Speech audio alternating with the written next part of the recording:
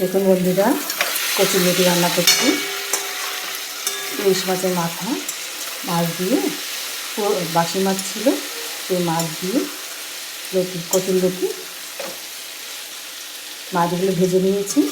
তারপরে পেঁয়াজ ফোড়ন দিয়ে, জিরে লঙ্কার গুঁড়ো দিয়ে কষিয়ে অল্প করে জল দিয়ে সেদ্ধ হয়ে গেছে। আর একটু শুকনো শুকনো করে নামিয়ে দিই কচুরলতি। এদিকে মাছ আছে, মাছ ভাজবো। এদিকে ডালের বড়া হচ্ছে, বড়ের জন্য ডালের বড়া নিরামিষ খাই। এদিকে ইলিশ মাছ ভাজা হচ্ছে, শাশুড়িরা খাবে ইলিশ মাছ ভাজা, শাশুড়ি আর আমি।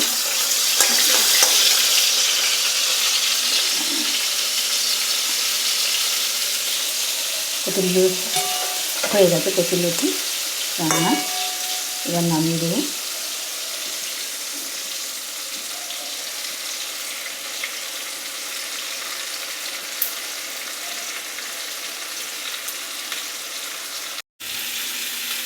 ইলিশ মাছ ভাজছি।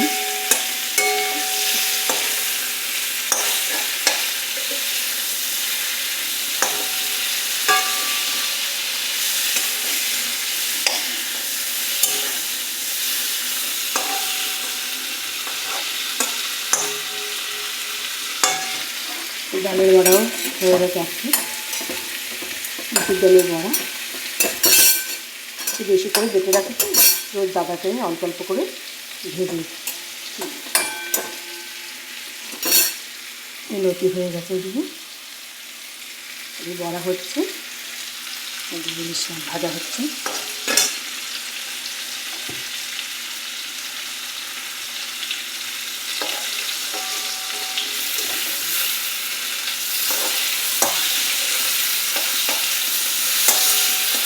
এখন তো বর্ষাকাল, এখন তো ইলিশ মাছ বাজারে পাওয়াই যাচ্ছে।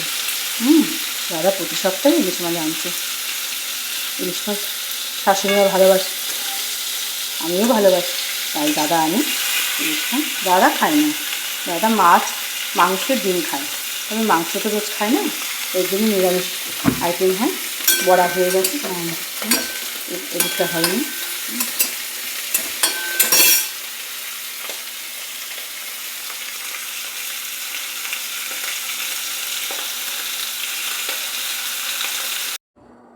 লতি নামিয়ে ফেলেছি থালায়।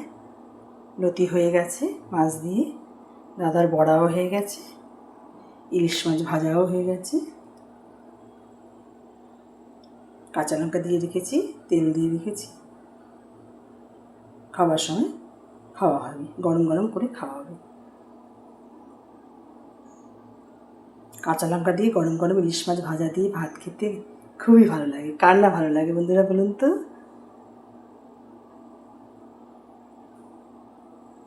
ঠিক আছে বন্ধুরা, ভিডিওটি এখানে শেষ করলাম। পরে আবার নতুন কোনো ভিডিও নিয়ে হাজির হব। নমস্কার।